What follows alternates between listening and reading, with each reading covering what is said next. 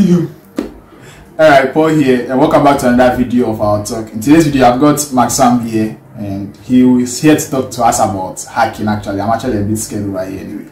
So, Maxam, what's up? How are you doing? Good. I'm good. Okay, so you know how we do it. The usual thing is that he has to tell us about himself and all of that. So, Maxam, what's up? Okay. Tell us about yourself. Okay, so I'm a third-year computer engineering student, and I'm a cybersecurity enthusiast. Yeah, so basically, You like cybersecurity? Yeah, I like cybersecurity. Okay. So actually, this is an actual interview. See, this is the only video that I've actually had a full list of questions over here because I don't know a lot about the field, and he's about to enlighten all of us. So let's get on with it.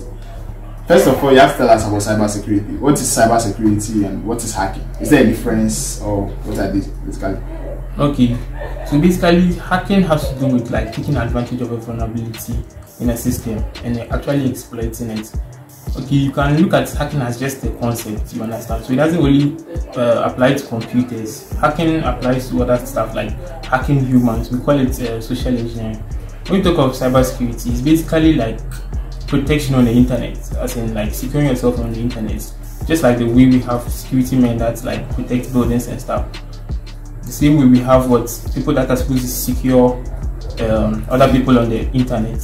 Oh, okay, so that's the whole concept of hacking, basically, or that's the whole concept of cybersecurity. Yeah, cybersecurity is basically about protecting people on the internet and protecting stuff on the internet. Yeah. So is hacking different from that? Yeah, hacking is different from cybersecurity. Okay, then tell us the difference. So with hacking, you're actually taking advantage of a system. And with cybersecurity, you are basically trying to secure a system. Okay, with hacking too, we have different types of hackers. We have the black hats, we have the grey hats, and then we have the grey hats, and we have the white hats. So basically, the black hats are those who actually hack to like destroy systems. They don't have permission to do what they do. They just have to destroy systems and then make profits out of it. Okay, so the white hats are the good guys. The white hats are the guys that actually secure a system. So under white hat hackers, we also have pen testers. Pen testers are people that are like test the security of an organization.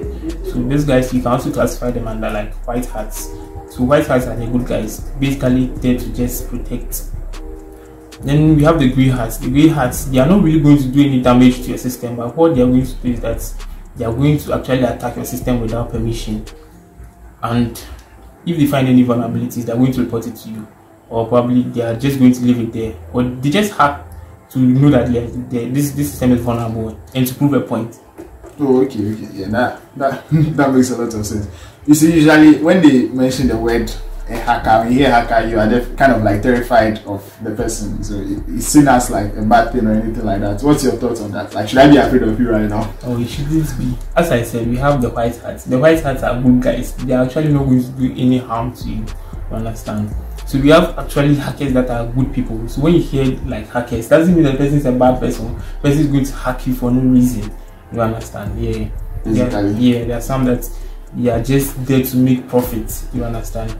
So you just want to hack you to like make profit, or just to destroy something, or like destroy a system, or render a system like useless or something. Something like this, ruthless in a way. Ruthless. Okay, so you see, the whole concept of this ourTalk thing is to give advice to those who might be interested in the field also. That's one part of it. That's not the whole concept of it anyway. So I would want those who are actually interested in cybersecurity to know if it's actually like good for them or not. So do you think being a hacker is dangerous to the person that is being a hacker? Not necessarily like being a hacker is dangerous because when you become very good at it, there are some bad people that might like try to hire your services. Like you actually want your services, and if you refuse those guys, they might end up like coming after you or something. Alright, so now let's talk about getting started with hacking. What are some of the prerequisites that you need? Like, when should I call myself a hacker? For me, I wouldn't even call myself a hacker. So like the prerequisites for hacking, first you really need to know how to like use the computer, like basically just know how to use the computer. And also you need to understand certain network terms, like you need to understand networking in general. You also need to know how to be able to operate and like use Linux. Even though you can use Windows for hacking, but it's best that you use like Linux because it's easier to install the tools, and then there's also a larger community. In case you have a problem while using Linux, like you can easily reach out to those people. Okay. So how does one actually get started with hacking? Is there like a course that could be taken or a procedure or something, like just a guideline to follow? Yeah. Okay. So you could take courses like, but basically you really need to like get your networking very well. You need to know how like networks, like how things work. You understand? So you can take a course on probably Udemy. They have this. Sometimes they share these free coupons.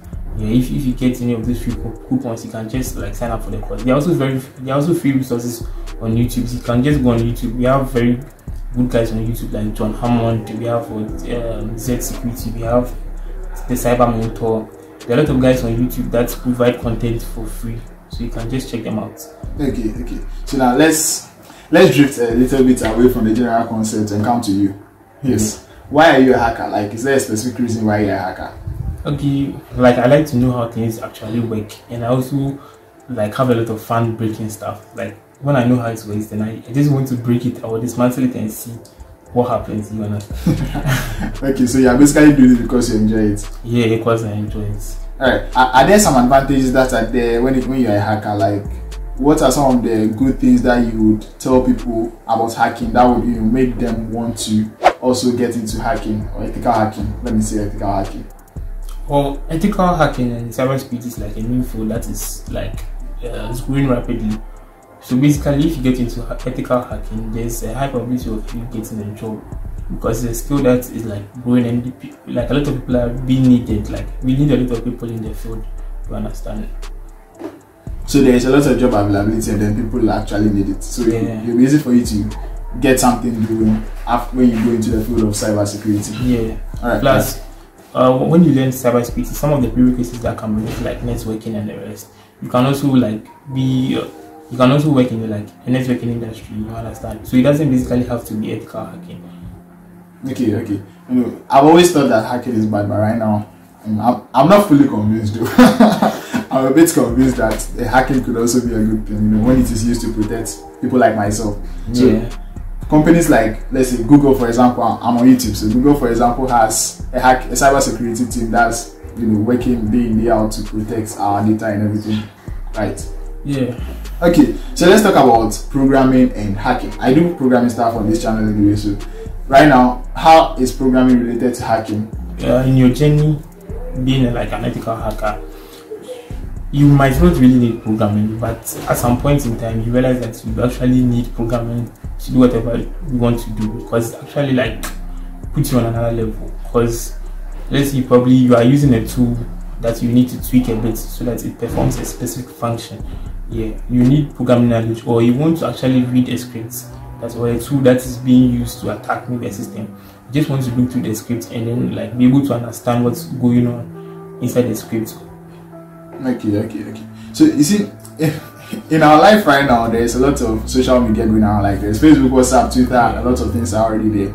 And it seems everyone is everywhere, and everyone is just posting a lot of things over there without really thinking about the security issues that could come up in relation to this. Do you think that people underestimate the whole concept of social media security and they don't take it very seriously?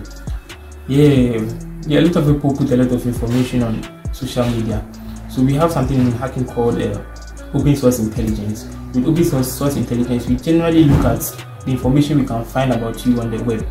For example, we look at your Instagram profile, like the kind of pictures you post, the kind of like people that you post the pictures with. Like we can even determine like your close people, the people that are around you. You understand?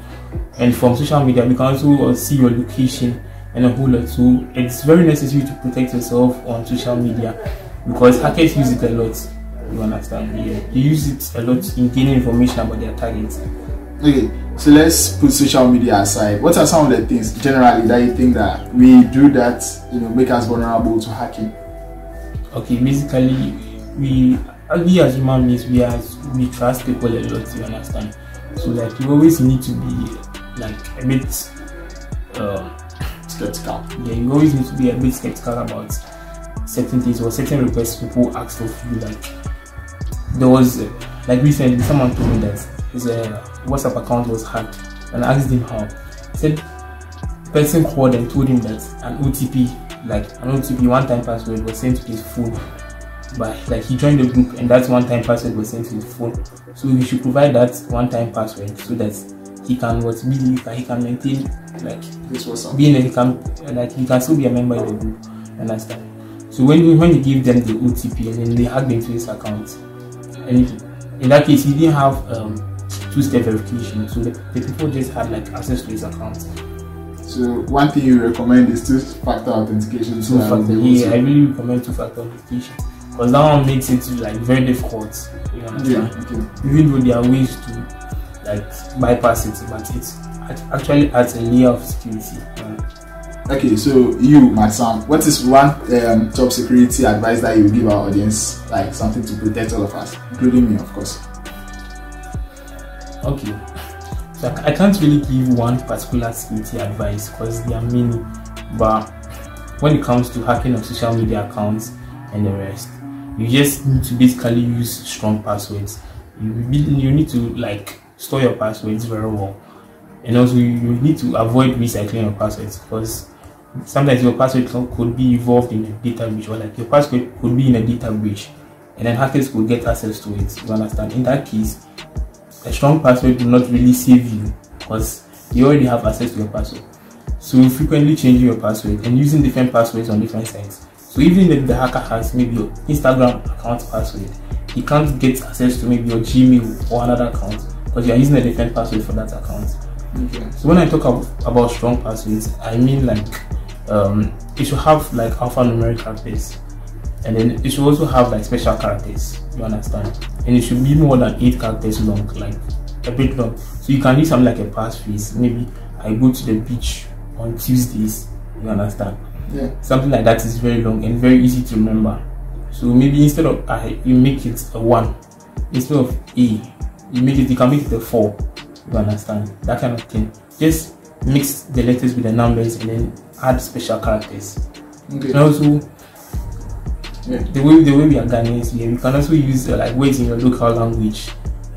You understand? Because most of the dictionaries online like just contain normal English words. So it will be very difficult for a hacker to like guess a word that's in P or something. Yeah, that makes sense. Okay. Let's come back to the concept of hacking again. What stack do hackers use? When by stack I mean the kind of things that they use to perform their daily hacking activities. Okay, so there are tools, there are hacking tools, and these hacking tools are built on like just the concept, like understanding the system and trying to build a tool to like take advantage of it. So there are these hackers can do like phishing. They have these phishing tools that are online that hackers use. They can basically use to gather credentials and the rest. Understand? There are also other tools that hackers use to gain access to systems. But like I don't want to make it too technical. Okay. So that's why I'm just talking about phishing and other like basic attacks. Well, you mentioned phishing already, so you have to explain phishing. So what is phishing? Okay, so phishing is when the hacker like attempts to get your credentials by abusing trust. You understand? Because maybe, even for example, Paul, you trust Facebook, right? So I could actually don't trust Facebook. Okay, but when you are logging into Facebook, you trust them at that particular point. You understand? Okay. You trust them with your credentials, right? Yes. So a hacker could clone a Facebook page or make a page that looks exactly like Facebook, and then what the person is going to do is the person is going to send you a link to that particular Facebook page that he has created. He's probably going to spin it up or run it on his own server, run that particular website on his own server. So immediately you log into that website, it sends the credentials to him. So you might think that it is Facebook, but it's actually not Facebook. But it's, yeah. And that's phishing. Yeah. Okay. So I also like to tell you guys like how to prevent such attacks. So basically, you just have to be looking. You have to be very attentive. Look at like the URLs that are inside your like address bar. You understand? So if it's google.com, make sure that it's actually google.com, because there are tricks that the hackers use. They can use a domain name. I'll have to explain what a domain. Okay, if they can use a URL that is basically like looks like Google. You understand? So instead of Google like the normal spelling Google, they can make it double G, Google. Yeah. Just to confuse you. Just to confuse you, you understand? So when you see the link, you might just tap on it. You might think that it's Google. Yes, so you basically have to look at the website domain, because that one is very important. Because if the hacker even tries to use a domain that is looks like the Google's domain or any website domain, like the other website can sue them. You understand? So you have to be very attentive. Look at the domain very well. Okay. So can I conclude that if I have these stacks, I could also become a hacker just by having the stacks? Like I have the tools and have them. Can I hack? Yeah, you can hack, but you have limitations. Like you'll be limited. You understand?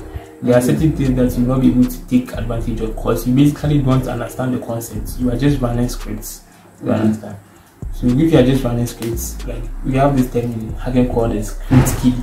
So if you have someone who basically doesn't know how things work, you just run scripts and stuff like that, you are basically known as a script kiddie. Okay. You use Linux, right? Yeah, I use Linux. What's your favorite Linux distro? Well, I use Kali. Okay, why Kali? Okay, I'm not supposed to ask why. Okay, so basically, because Kali has a lot of hacking tools already embedded in it. So basically, you will not have a lot of trouble trying to install those hacking tools. It has a lot of tools, like a lot of tools. There are a lot of tools in Kali that you can use for hacking. You basically just have to pick one tool, go online and search about how to use that tool, and search about like what that tool does. Okay. There are these like hacking platforms that you can basically like test out your skills. We have Hacktables, we have Try Hack Me. So those who also want to get into it, you can visit those websites. We have Try Hack Me, we have Hack the Box, and then there's Ponto Dom. There are other hacking sites. Basically, there are some that are very like beginner friendly. If you want to like begin or like you want to start hacking, they are going to show you. They're going to give you all the fundamentals or what you need to start. Yeah. Okay. So, I remember something in the beginning. You said that you are a computer engineering student, right? So it means you have academic activities that you are actually working on. Hey y'all, come look at this. How are you able to integrate? How are you able to integrate this whole life of cybersecurity and hacking with the academic stuff that you do? It's difficult, but if you really like something, you are definitely going to make time for it. Yeah, so I just make time for it, you understand? Because I know the times that I study, and I also apportion time that I used to watch these videos. Like when I'm free, I watch videos on hacking. Maybe someone it's just like someone choosing like to watch a movie during like person's free time. Maybe I might choose to watch a YouTube video like concerning hacking and the rest. Okay. So one last fun question, which is not related to hacking or anything. What is the most boring thing in the world for you? Okay, maybe not most boring. What is one boring thing in the world for you? Something that you would want to be automated, probably. If it's boring, you want it to be automated. Okay. 1 week later. A difficult question. Very difficult question. Like I need to think about this. Okay, yeah, we can skip that question. Okay. But then, before we end up this video, any last thing that you would like to tell us about hacking or any general thing that's there? So basically, I just want to tell you that like you need to protect yourself on the internet. You need to know how much information you're putting out there, and you need to know that the kind of information you're putting out there could actually you need to know that the information that you're putting out there could actually cause danger to you or bring harm to you. You understand? So you have to be very careful about the kind of information that you put out there on social media. Okay, so that's what I have to say. That's what I have to say. Okay. Maxam, thank you for coming here. But before we end up the video, you can actually put on the mask now. This actually looks scary. The anonymous squad themselves. I don't know. But if I see someone in this, I'm pretty sure I'll be scared. Anyway, so guys, that's it for this particular video. I thank you all for watching this video. If you did enjoy the video, you know what to do. Leave a like behind, subscribe to the channel if you're new around here. If you have any more questions for Maxam, you can ask in the comment section, or I'll leave his Twitter handle or anything that he wants you people to have to be able to contact him. I'll leave them down there for you. And for the meantime, Maxam, thank you very much for coming in here, and thank you guys for listening. I'll see you guys in the next one. Peace. then I'll say I'll talk. You see what's up? I'll talk. What's up? Perfect. Yeah.